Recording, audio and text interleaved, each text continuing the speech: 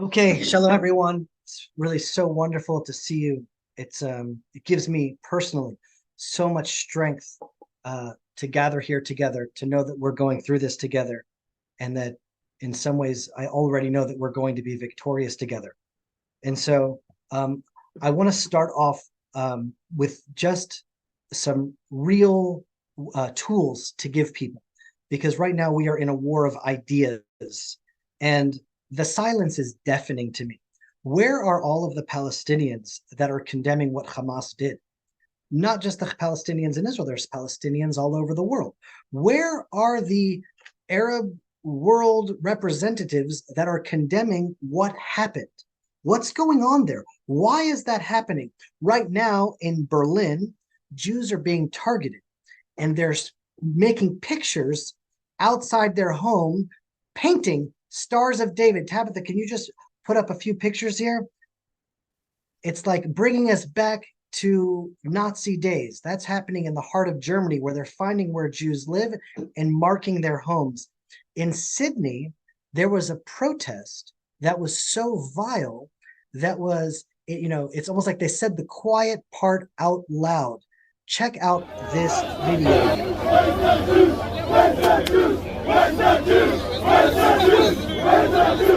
If you couldn't hear it, they were saying, gas the Jews, gas the Jews. That protest happened before Israel retaliated in Gaza. So what that's telling you is that this isn't about freeing the Palestinian people or Palestinian statehood. This is an attack on the people of Israel. This is an attack on the God of Israel. This is an attack on the truth, on goodness, and they've just exposed themselves. And Ari showed this video. I just wanted you to see the drone footage from London, because London has fallen. That is an image of 50,000 pro-Hamas protesters. Now, to understand that, Ari compared the Hamas to the Nazis, and I think that he's mistaken. The Hamas are much worse than Nazis. Nazis knew they were doing something wrong, and they tried to hide what they were doing. They tried to hide it from the Red Cross. They tried to hide it from Western civilization. The Hamas uploaded all their atrocities to TikTok and to Telegram and to YouTube. They were proclaiming it throughout the world like ISIS does. Hamas is ISIS. And in some ways, the evil that we're dealing with now is even worse than what we were dealing with the Nazis. And in all of the past operations that Ari and I fought in, and Israel was so careful, sacrificing our own soldiers to protect the quote unquote innocent civilians of Gaza. Well, those youngsters in Gaza 15 years ago that we so morally protected are now the young 18, 19, 20, 21, 22, 23-year-olds that just did the butchery that we saw. And so now what are we going to do? So they're going to be able to kill our civilians whenever they want and then run behind and hide in their civilian air territories, and then Israel can't do anything? I think that that needs to come to an end immediately. And this is what we need now. We need moral clarity and not fake morality. Because right now, a lot of fake morality is being thrown at Israel. And Israel has the Torah to keep us on the straight and narrow. There is moral clarity and fake morality. So I'm going to give one example. People are blaming Israel that our response is not proportional. I found a video here on the BBC where a spokesman gave one of the most articulate answers, and he said it better than I could.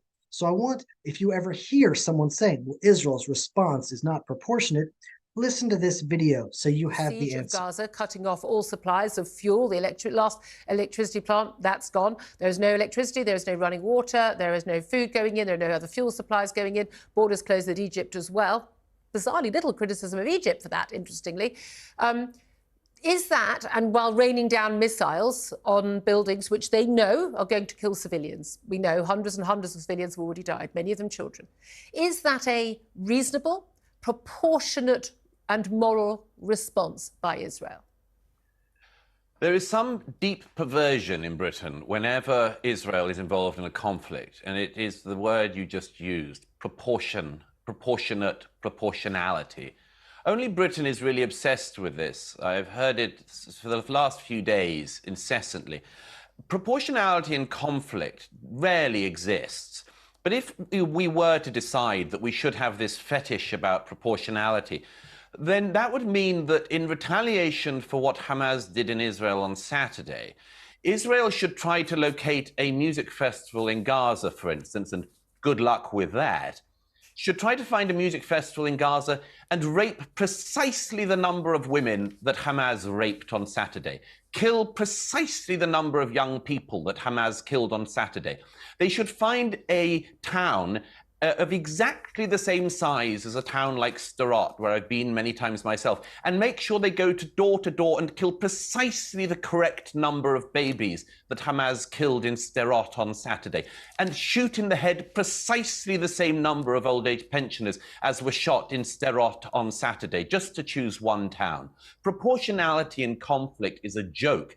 And it's a very strange British concept which we've had, that only the Israelis in a conflict, when they are attacked, are expected to have precisely the proportionate response. No, I'm going to challenge you on that, Douglas, because I do think when we had, the invasions of Afghanistan and of Iraq, a lot of people were discussing, Afghanistan had huge numbers of countries involved, Iraq less so, obviously, but there was still discussion about whether or not, with the number of civilian deaths, that this was proportionate to the threat as perceived by America, by other countries. We didn't say that the death toll in Afghanistan had to be precisely the death toll, for instance, in the Twin Towers in New York. We didn't take that view. By the way, always has to be said, the difference between the Western way of war and the Hamas terrorist way of war is that their objective is to kill civilians. The objective of Hamas is to kill innocent people. The objective in conflict of the United States, the United Kingdom, Israel and other civilized democracies is to kill as few innocent people as possible. It cannot be said enough that Israel tries to use the IDF to protect its citizenry. Hamas uses the citizenry to try to protect Hamas. Israel precisely uses precision-guided missiles in order to try to limit civilian casualties. But I have no doubt that after the atrocities of the last week, the appetite of the Israeli public and military and politicians to continue this precision game will, of course, change. So here's something that you need to know when you hear people saying, oh, Israel's response is not proportionate. So what they're saying is Israel should never win the battle. They're saying that they should be able to come in, butcher our children, rape our women, and we can't ever win. We can only strike back, but let the evil exist. So whenever you hear the fake morality of a proportionate response, know what they're doing is they're saying Israel is not allowed to win the war. We're not actually allowed to siege the enemy, weaken them, and then conquer them. No, we just have to respond proportionately. So remember, we need moral clarity and to fight fake morality. Here's a second part. I hear all the time now that Israel is to blame. Israel is to blame for what Hamas did on Saturday of Simchat Torah. It's the way we guard the border. It's the security measures in Gaza. It's like an open air prison. Whatever the words are, when you take your pick, blaming the victim Israel for what Hamas did to us. And so I want you to look at this picture here. This is Hadas and Itai Berdachevsky. They are 30 years old. They were 30 years old. And Hamas terrorists came into their kibbutz in southern Israel. And they tried to fight back, but they were killed. They were somehow able to hide their two twins that were just 10 months old. And the 10-month-old twins stayed there next to their dead bodies for more than 12 hours until they were finally rescued. Does anyone here think, if you really go into your heart, that those two Jewish orphans are going to rise up one day and become genocidal butchers and rapists? No one thinks that. No one thinks that.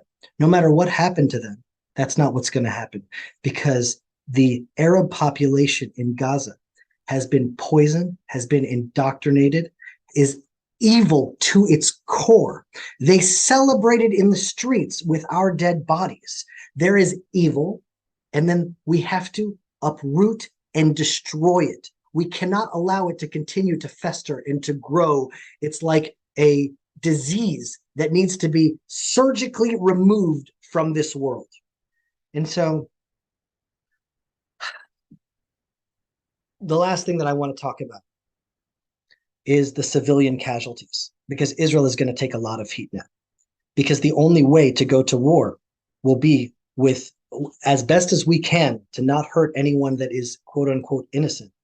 But there will be collateral damage. It's impossible in every war, in every scenario. There is always collateral damage.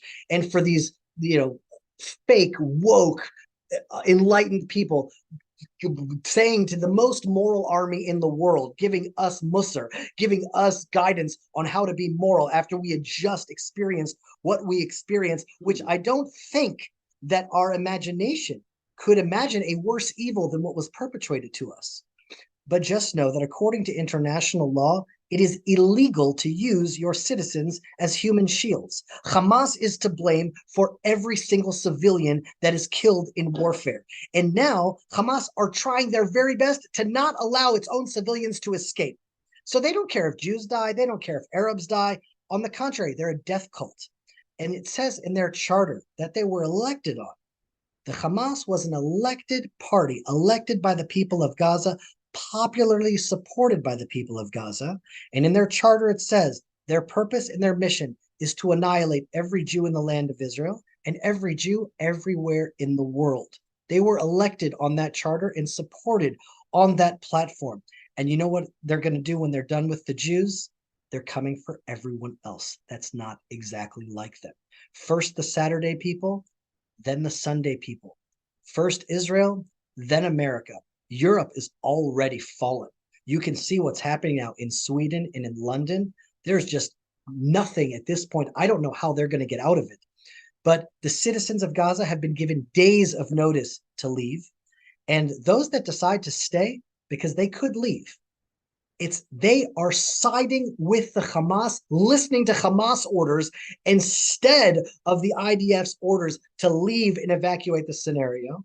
And there were Germans. They weren't necessarily holding guns with the Nazi SS officers, but there were Germans that supported the Nazi party, that voted the Nazi party, and they're indoctrinated their children as Hitler youth. And so those people that stay, it is Hamas's fault 100%. The Hamas is doing everything it can to maximize civilian casualties. And so with that, there is actually a call to action that all of us here that are listening to this broadcast can do. All of us. Israel now has one solution. There is only one solution. It needs to start in the north and slowly go all the way down, pushing the people of Gaza all the way down to the Egyptian border and then into Egypt, and then to totally clean out and retake Gaza. That will be the only way to finally put an end to this insanity that has gone on and on and on. In 2005, we disengaged from Gaza. We gave them their own land. The world poured billions of dollars into Gaza. They could have turned it into Singapore. And instead, they used all of their money to build tunnels, to buy missiles, to buy weapons, and to continue on their genocidal mission. So now Israel has to take responsibility and clean out Gaza. So what is the call to action? The call to action right now is every person in their country needs to call their congressman, call their representative, and pressure their country to pressure Egypt to open their border. That is the only way Israel will be able to win this war once and for all. As if the Gazans leave, go into Egypt, into the Sinai, and we rehabilitate, we rebuild, we resettle them. That is the only way to actually vanquish Hamas, that there will be no more evil in the land. That is the only solution. So what? We can actually do something. We can get on the phone and make a phone call. We can call our representative. We can make demonstrations calling on Egypt for the humanitarian aid of the people of Gaza that are trying to escape the Hamas to open its border. And so right now, we are at war with nothing less than evil manifest. It's as if Satan has manifested in the world and done the most horrific things imaginable. Burning babies, raping, kidnapping children that are still in Gaza now. Just the horrors are unthinkable. We are dealing with absolute evil. And so right now, the war is escalating. America has now sent two of the largest aircraft carriers in the world toward Israel. They're slated to arrive either tomorrow or the day after. Iran has now sent message through the United Nations that if Israel does continue its military action in Gaza, it will attack Israel. And so this whole conflict is now escalating to become an international conflict. And here's what I believe we need to know. There is a process that has already started, and it's a process that can't be stopped. And all the forces of evil will come together, parading in the streets of Sydney and in London and in Arab world and inside Israel. And they're going to try to stop this process from happening. But God has brought the Jewish people back to the land of Israel, and there is no stopping the process of redemption. It says, Be'ita achishen. In its time, I will hasten it. Those are the words of Isaiah the prophet. And what does that mean? That means it's going to come whether we want it or not. It's going to come in its time, and it will be hastened. If we are not who we need to be, then the circumstances are going to force us to become who we were created to be as a nation. Nothing can stop that. And if you look at Israel now, 165,000 Israelis have returned to Israel in the last week. Israel is the only country that I know of that as war breaks out in its border with an existential threat that Israel may be wiped off the map, with Iran coming from the east, Hezbollah from the north, Hamas from the south, and who knows who might join this parade. And Israelis are coming back, 165,000 to go and serve in Israel's military. All of a sudden, the nation of Israel is united. The ultra-Orthodox Jews have now been requested to join the IDF, and if not as combat soldiers, to come and help with all the non-combat needs that are in the IDF, and they're now joining as a unified nation in the army. All of the things that we should have done on our own we're now forced to become who we were meant to be. And so the process of redemption is reality, and you can't shake reality. You can bend it for maybe just a little bit, but ultimately God's plan is what will unfold. And maybe that's why this war broke out on Bereshit. Bereshit is the beginning. And what we're understanding now is at the end of this war, there will be a new beginning. There will be a new Bereshit. We will actually exist in a world that is not the world that we know now today. And so now I hope that our fellowship is practiced, that we've built our ark, that we're ready, that we are strong, and that we're faithful, and that we're loyal, and that we have trust in Hashem, because his plan is going to unfold. And now we have a choice. We have a choice. Where do we do while this plan is unfolding? How do we participate? How can we play the biggest role possible? How can we become the person that Hashem created us to be in this scenario, to serve Israel at the highest level possible? Because it's never been more clear. If you stand against Israel now, you are standing on the side of butchers, of child murderers, of rapists, of the most evil, vile people on planet Earth. It is either to side with Israel or to side with evil. The line has never been clearer. And so I bless us all that we have the power, the strength, the courage, and the faith to do what needs to be done and to vanquish this evil from the face of the earth.